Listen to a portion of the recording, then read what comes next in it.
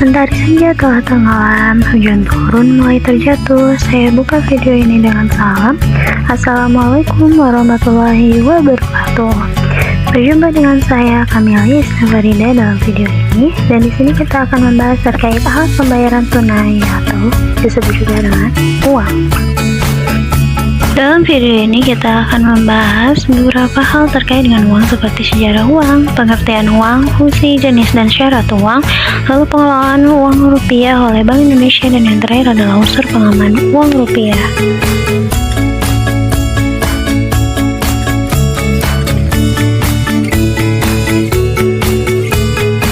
Sebelumnya pasti tahu dong apa itu uang? Ya, betul sekali. Uang adalah alat tukar dalam kegiatan jual beli yang diakui sah keberadaannya.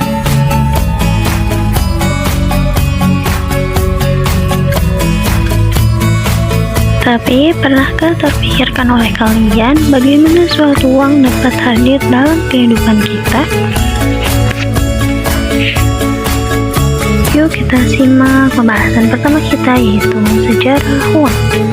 Tak hanya peradaban manusia, uang pun memiliki sejarah yang cukup panjang, dan peradabannya pun dibagi dalam 5 macam, yaitu sebelum adanya barter, kemudian masa barter, lalu terciptanya uang barang, lalu masa uang logam dan kertas, dan terakhir adalah uang di masa kini. Pada masa sebelum adanya sistem barter, masyarakat pada zaman dahulu melakukan segala sesuatunya dengan mandiri, seperti berburu jika lapar, membuat pakaian sendiri, bertanam untuk mendapatkan bahan makanan. Namun, karena dirasa persediaan yang dihasilkan sendiri tidaklah cukup untuk kebutuhan, maka mereka berusaha mencari orang yang ingin menukarkan barangnya dengan barang milik orang lain, hingga dimulailah masa barter.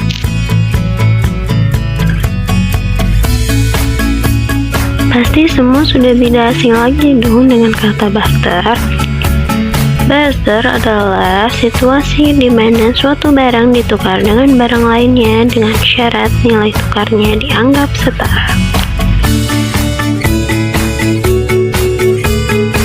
Namun, karena barter dianggap memiliki banyak kendala, akhirnya dimulailah peradaban munculnya uang barang. Pada masa ini, manusia mulai menerapkan barang dasar yang hampir semua orang miliki sebagai standar pembayaran, seperti garam, teh, tembakau, biji-bijian.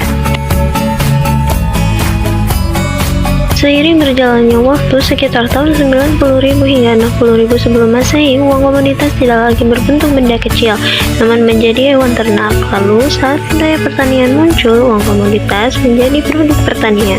Pada 1200 sebelum Masehi, uang primitif mulai digunakan. Uang primitif ini terbuat dari cangkang kerang. Di Kepulauan Maladewa di Samudra Hindia, uang primitif disebut sebagai kauri, sedangkan orang Eropa menamai uang primitif sebagai wampun. Jenis uang barang berbeda-beda di setiap belahan dunia menyesuaikan perkembangan peradaban masing-masing. Nah, seiring berjalannya waktu, akhirnya sejarah munculnya uang logam dan kertas pun dimulai. Berdasarkan sejarah, keberadaan uang pertama kali dicetuskan oleh bangsa Lydia yang hidup di wilayah Turki pada abad ke-6 sebelum Masehi. Uang tersebut terbuat dari campuran emas dan perak dan berbentuk seperti kacang polong dan dinamai sebagai elektrum. Uang logam kemudian pertama kali diciptakan pada tahun 560 hingga 546 sebelum Masehi oleh Croesus di Yunani. Dalam sejarah uang, bangsa Yunani dikenal sebagai penemu uang logam pertama. Namun, seiring berjalannya waktu akibat keterbatasan bahan baku uang logam, tercetuslah ide untuk membuat uang kertas oleh orang Tiongkok pada abad 1 Masehi. Namun, sebenarnya ini telah dilakukan pada masa sebelum dinasti Tang berkuasa. Berulah saat dinasti Tang berkuasa, seorang bernama Cailun berhasil menciptakan kertas dari kulit kayu murbei. Nah, setelah itu, mulailah peradaban uang di masa kini yang keberadaannya telah didorong oleh perkembangan teknologi yang canggih. Pada tahun 1946, kartu kredit dan debit diperkenalkan sebagai alat transaksi non-tunai yang masih kita gunakan sampai sekarang, sehingga membantu kita untuk tidak perlu membawa banyak uang dalam bertransaksi. Selanjutnya, kita akan melanjutkan pembahasan kita yang kedua, yaitu mengenai pengertian uang. Seperti yang telah diketahui, uang merupakan alat tukar dalam jual beli yang diakui sah keberadaannya. Namun, uang memiliki pengertian lain, yaitu Uang adalah benda yang diterima masyarakat umum sebagai alat tukar dalam kegiatan ekonomi, sedangkan dalam ilmu ekonomi tradisional, uang didefinisikan sebagai alat tukar. Dalam ilmu ekonomi modern, memiliki makna yang lebih luas, yaitu uang diterima sebagai alat pembayaran transaksi jual beli atas barang dan jasa. Selanjutnya, kita akan membahas mengenai fungsi, jenis, dan syarat uang. Pertama, kita akan membahas terkait fungsi uang. Tentunya, seperti yang diketahui bahwa uang berfungsi sebagai alat pembayaran. Namun tidak hanya itu, uang memiliki dua fungsi utama, yaitu sebagai fungsi asli dan yang kedua adalah sebagai fungsi turunan. Pertama-tama, kita akan membahas mengenai fungsi asli uang. Yang pertama adalah sebagai alat tukar, yaitu uang menjadi alat tukar dalam transaksi pembayaran barang dan jasa. Kemudian, alat penyimpan nilai. Uang bisa mengalihkan daya beli masa kini ke masa mendatang. Dan kemudian adalah satuan hitung. Uang bisa menunjukkan nilai kekayaan. Berikutnya adalah terkait fungsi turunan dari uang. Yang pertama adalah uang sebagai alat pembayaran berbeda dengan uang sebagai alat tukar. Lalu ada uang sebagai penunjuk harga, uang sebagai alat pembayaran utang, dan uang sebagai alat penimbun kekayaan. Bahasan selanjutnya adalah terkait jenis uang. Jenis-jenis uang ini dibagi ke dalam 4 kategori, yaitu berdasarkan lembaga, berdasarkan bahan, berdasarkan nilai, dan yang terakhir berdasarkan kawasan. Berdasarkan lembaganya, uang dibagi ke dalam 2 kategori. Yang pertama yaitu uang kartal, merupakan uang sah yang digunakan sebagai alat pembayaran berdasarkan negara dan undang-undang. Kemudian ada uang giral. Biasanya disimpan pada koran di bank-bank umum yang mana bisa digunakan kapan saja. Berdasarkan bahannya, uang dibagi ke dalam 2 macam. Yang pertama yaitu uang logam adalah uang yang terbuat dari bahan logam, biasanya emas atau perak. Dan yang kedua adalah uang kertas, adalah uang yang terbuat dari kertas atau sejenisnya yang menyerupai kertas. Berdasarkan nilainya, uang dibagi ke dalam 2 macam. Yang pertama adalah uang bersifat penuh, merupakan uang yang nilai intrinsiknya sama dengan nilai nominal. Sedangkan uang tidak bersifat penuh, yaitu nilai intrinsik lebih kecil dari nilai nominal.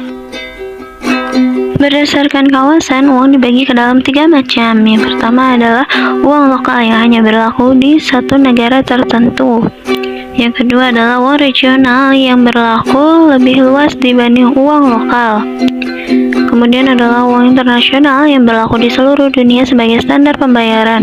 Berikutnya adalah terkait syarat uang. Syarat-syarat uang ini adalah sebagai bukti dari disahkannya suatu uang sebagai alat pembayaran, seperti ada jaminan, diterima secara umum atau acceptability, kemudian nilainya stabil atau stability of value, dan kemudian adalah mudah disimpan atau storable.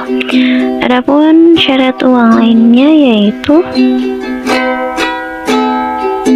mudah dibawa atau portability, tidak mudah rusak atau durability, dan mudah dibagi atau divisibility.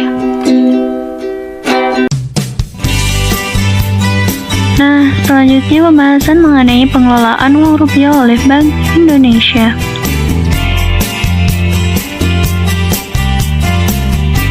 Pengelolaan umum uang rupiah oleh Bank Indonesia bermaksud dengan Bank Indonesia yang memiliki wewenang dari pengelolaan uang rupiah. Kewenangan Bank Indonesia ini sudah tertera dalam Undang-Undang Nomor 7 Tahun 2011. Pengelolaan uang rupiah ini meliputi perencanaan, pencetakan, pengeluaran, pengedaran, pencabutan atau penarikan, yang terakhir adalah pemusnahan. Yang pertama adalah tahap perencanaan. Pada tahap pertama, Bank Indonesia akan menetapkan jumlah dan jenis pecahan berdasarkan perkiraan kebutuhan rupiah dalam periode tertentu.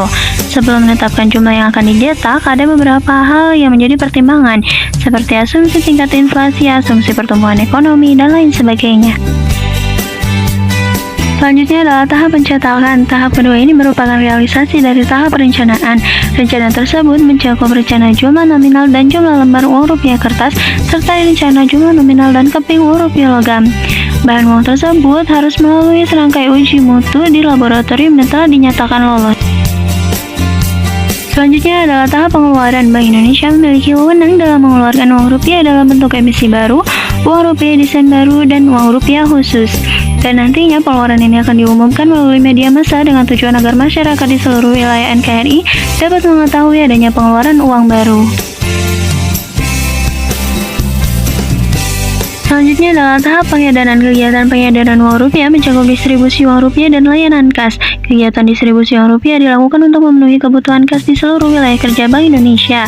Kegiatan layanan kas bertujuan untuk memenuhi kebutuhan masyarakat melalui penarikan dan penyetoran perbankan. Berikutnya adalah tahap pencabutan atau penarikan. Kegiatan pencabutan atau penarikan uang rupiah di masyarakat menandakan bahwa uang tersebut sudah tidak dapat lagi digunakan sebagai alat pembayaran yang sah di wilayah NKRI. Dan ini pun dimaksudkan untuk mencegah dan meminimalisir peredaran uang palsu.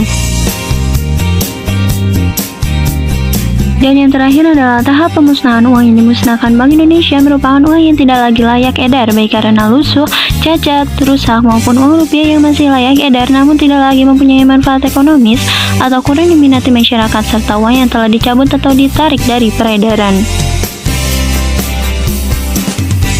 Selanjutnya adalah pembahasan mengenai unsur pengaman dalam uang rupiah. Unsur pengaman ini seperti namanya memiliki fungsi sebagai pengaman baik dalam bentuk kasat mata maupun tidak kasat mata. Namun selain itu unsur pengaman ini juga berfungsi sebagai nilai estetika agar uang tampak menarik. Unsur pengaman dalam uang rupiah ini meliputi bahan uang yang terbuat dari serat kapas, lalu warna uang kertas rupiah yang terlihat terang dan jelas, lalu benang pengaman seperti hasil nyaman pada uang kertas rupiah 100.000, 50.000, dan 20.000. Kemudian unsur pengaman lainnya yaitu punya tinta yang dapat berubah warna dan gambar perisai yang mempunyai logo Bank Indonesia akan berubah warna apabila dilihat dari sudut pandang berbeda. Lalu ada multicolor laden image atau gambar tersembunyi multiwarna. Lalu ada laden image atau gambar tersembunyi. Kemudian unsur pengaman lainnya yaitu adalah teknik cetak khusus. Ini memuat gambar-gambar yang terdapat pada uang kertas sehingga bernilai estetika.